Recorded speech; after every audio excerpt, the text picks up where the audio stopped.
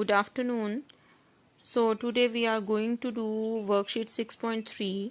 Before we start this worksheet, first of all, what do you mean by similar triangles? I told you that what do you mean by similar triangle? That the similar triangles are those figures, two triangle in which the two figures are there, means two triangles are there, and two triangles are said to be similar if their corresponding angles are equal and the corresponding sides are proportional, or you can say they are in the equal ratio, same ratio. ठीक है. Now for the similar triangles, as you know that for the congruent triangles there are some criterias. For example, RHS, SAS, SSS, congruence criteria that you have studied in 9th standard. Now for these similar triangles, there are also some similarity criterias. So similarity criterias are that, see, first is SSS. SSS means the three sides are in equal ratio. SSS में ये नहीं देखते हैं कि एक triangle की एक side जो है वो दूसरी ट्राइंगल की दूसरी साइड के एक साइड के सेम होगी, इक्वल होगी बिल्कुल. अब आपने SSS का मतलब है कि all the three sides are in equal ratio. ठीक है.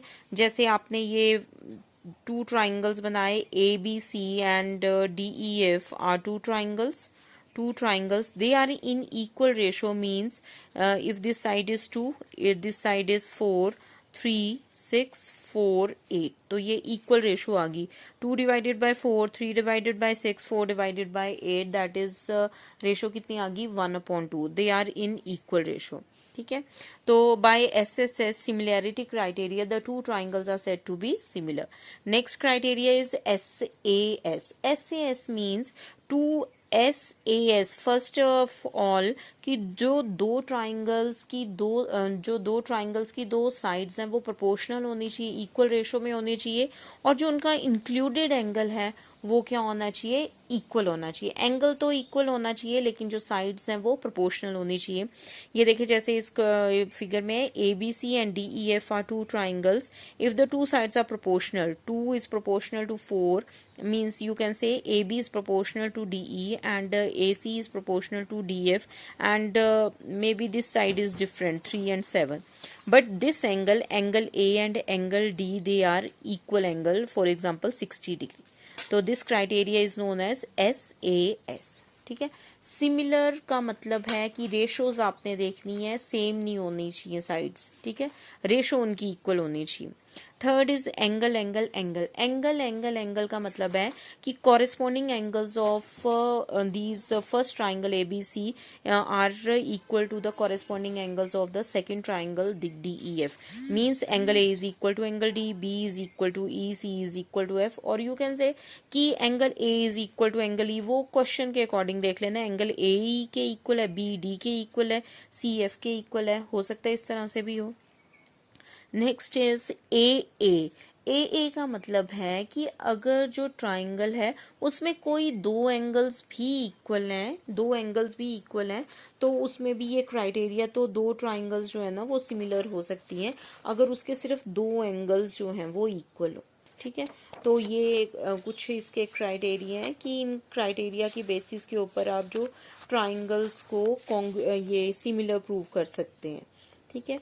तो ये कुछ, एक है आपका SSS, दूसरा है आपका SAS, थर्ड है आपका एंगल. ठीक है. एंगल की all the three angles of one triangle are similar to the all the angles of the other triangle. Now last is angle similarity criteria. ठीक है. तो देखिए फर्स्ट क्वेश्चन क्या है 6.3 का. State which pair of triangles in the figure 6.34 are similar. Write the similarity criteria used by you for answering the question and also write the pair of similar triangles in the symbolic form. तो similar triangles को जैसे आप congruent के लिए इस तरह से use करते थे ना कि ये कॉन्ग्रुएंट है, सिमिलर के लिए आप कैसे यूज करते हो? सिर्फ आपने ये साइन अप्लाई करना है.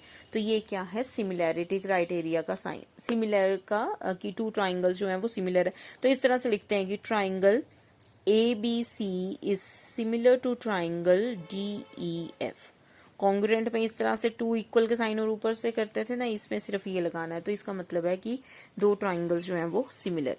देखिए अब ये फर्स्ट सम है आपका ए बी सी और पी क्यू आर। आपने बताना है कि ये दोनों ट्राइंगल सिमिलर हैं या नहीं है। ठीक है, देखो इसमें साइड्स तो बता नहीं रखी हैं, तो साइड साइड साइड या जिसमें साइड इंक्लूड कर साइड जिसमें यूज हो रही है वो तो क्राइटेरिया यूज हो नहीं सकता। अब एंगल के बेसिस के ऊपर ही है ना, तो ये देखो एंगल 60 है 60 है, 80 है 80 है और ये 40 है 40 है। तीनों एंगल्स जो हैं एबीसी ट्राइंगल के are equal to all the 3 angles of the triangle P Q R. ठीक है, तो angle A is equal to angle P, angle B is equal to Q and angle C is equal to R. तो angle angle angle A criteria use हो रहा है, तो इसका मतलब triangle A B C is similar to triangle P Q R. ठीक है, second है आपका ए बी सी और पी क्यू आर। अब देखो इसमें ना साइड एंगल की जगह ना रेशो बता रखी है, 2 4 भी है, 3 6 भी है और 2.5 डिवाइडेड बाय 5 भी है।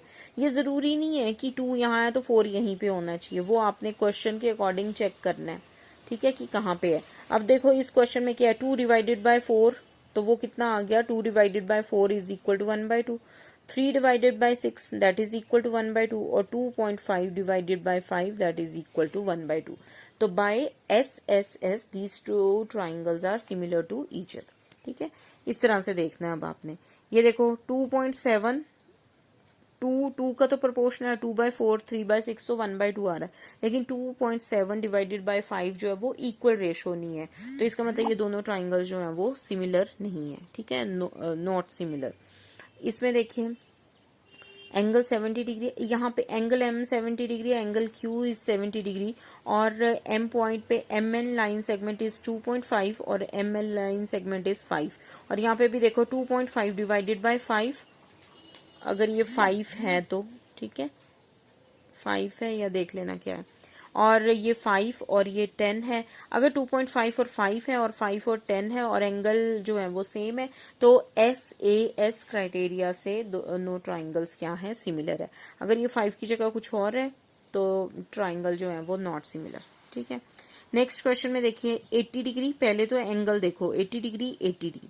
अब यहाँ पे 2.5 दिया हुआ है तो यहाँ पे 5 है, लेकिन ये साइड जो है वो आपको गिवन नहीं है।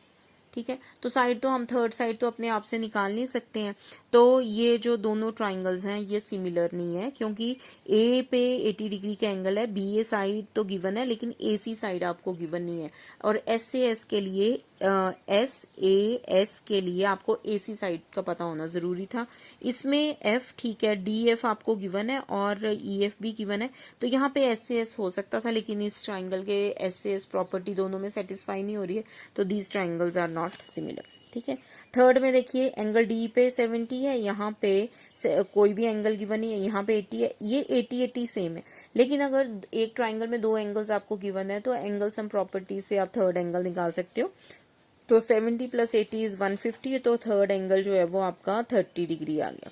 ठीक है, और यहाँ पे भी थर्ड एंगल जो है 30 डिग्री है, तो यहाँ पे एंगल जो है वो आपका 70 डिग्री आ जाएगा।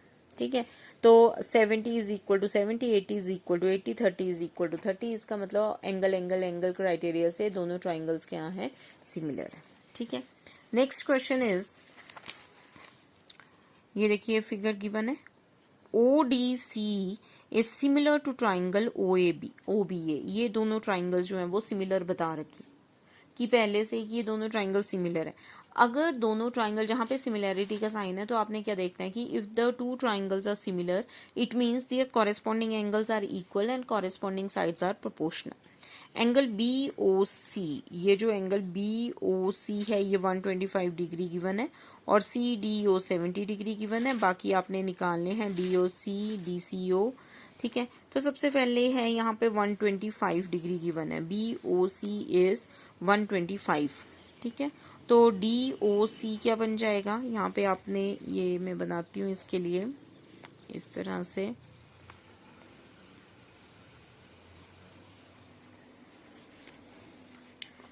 D point C, O point A and B, ये 125 डिग्री आपको गिवन है, यहाँ पे 70 डिग्री गिवन है। ठीक है, BOC, ये देखिए बी ओ सी पॉइंट 125 ये आपको गिवन है, बी ओ सी इज 125। तो आपने ना क्या लीनियर पेयर से, लीनियर पेयर का मतलब स्ट्रेट लाइन, तो ये एंगल आपने निकाल लेना है, एंगल डी ओ सी।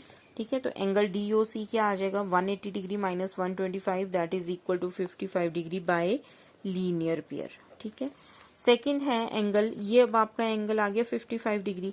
अब एक एंगल आपको गिवन है, ये एंगल आपने 55 निकाल लिया है, तो in the triangle D O C angle C जो है डी सी ओ वो आप निकाल सकते हैं बाय एंगल सम प्रॉपर्टी से, 180 degree minus 70 plus 55 that is equal to 55।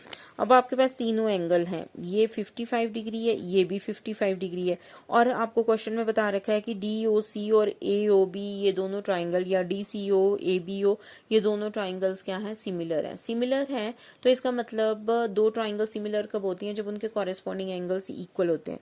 तो angle O D C is equal to 70 degree है, तो इसका मतलब angle O B A B कितना हुआ, 70 degree. Angle D C O is equal to 55, तो angle O A B is 55। और इस पॉइंट पे ना ये जो डी ओ सी और ए ओ बी है ना, ये वर्टिकली ऑपोजिट से, ये 55 है तो ये भी 55 आ गया। ठीक है, तो इस तरह से तीनों एंगल्स आपने फाइंड आउट कर लेने। नेक्स्ट क्वेश्चन है आपका, diagonal AC and BD of a trapezium ABCD with AB is parallel to DC intersect each other at point O using a similarity criteria for two triangles show that OA upon OC is equal to OB upon OD। ठीक है, इसके लिए क्या है कि एक diagonal जो है ना ABCD एक ट्रेपीजियम है जिसके डायगनल जो है वो इंटरसेक्ट कर रहे हैं O पॉइंट पे, और साइड जो बता रखी है कि AB is parallel to CD। ठीक है, तो दो जो ट्राइंगल लेने आपने, A O B triangle and D O C triangle ले लिया। सबसे पहले angle A O B is equal to angle D O C या C O D vertically opposite angle, और ए बी सी डी के parallel है, तो angle 1 is equal to angle 2 alternate interior angle, angle 3 is equal to angle 4 alternate interior angle. अब तीनों angles है ना, एक एंगल ये आ गया, ये एंगल लिया, ये वर्टिकली ऑपोजिट से लिया, तो angle angle angle similarity criteria से दोनों ट्राइंगल्स क्या हो जाएंगी, सिमिलर। तो triangle A O B is similar to triangle D O C. Angles को सिमिलर करके हमने सिमिलैरिटी क्राइटेरिया लिया एंगल्स को लेके, तो ये दोनों ट्राइंगल्स को सिमिलर कर लिया। अब ये जो दोनों ट्राइंगल्स सिमिलर हैं तो इसका मतलब उनके कॉरेस्पॉन्डिंग पार्ट्स क्या होंगे, प्रोपोर्शनल। तो therefore corresponding sides will be proportional, therefore OA divided by OC and OB divided by OD।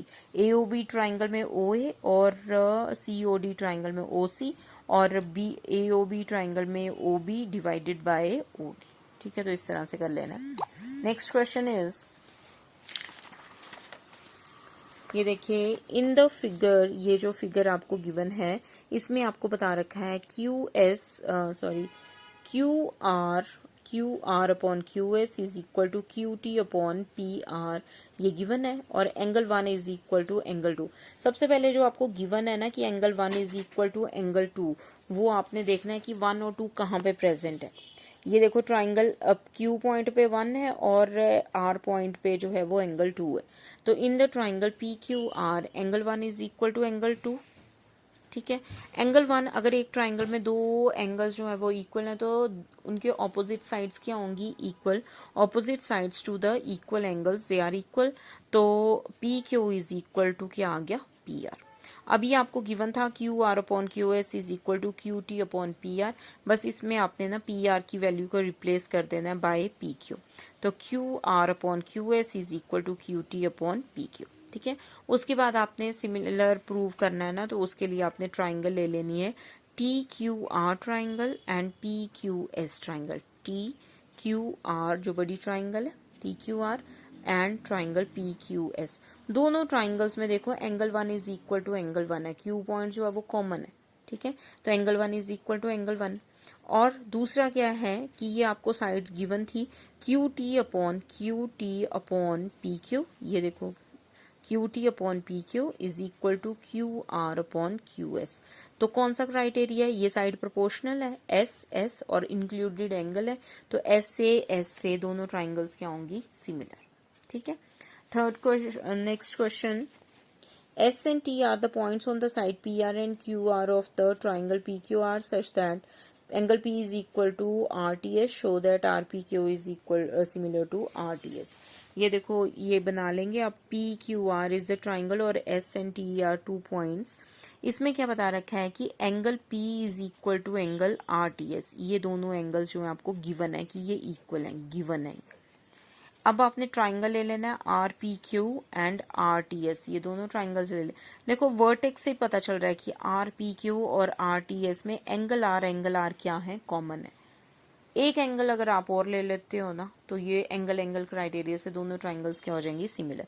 तो angle R is equal to angle R common, angle P is equal to RTS ये given है, तो angle criteria apply किया तो दोनों triangles क्या होंगी, similar. ठीक है, तो इस तरह से ये क्वेश्चन करने हैं। ठीक है, थैंक यू।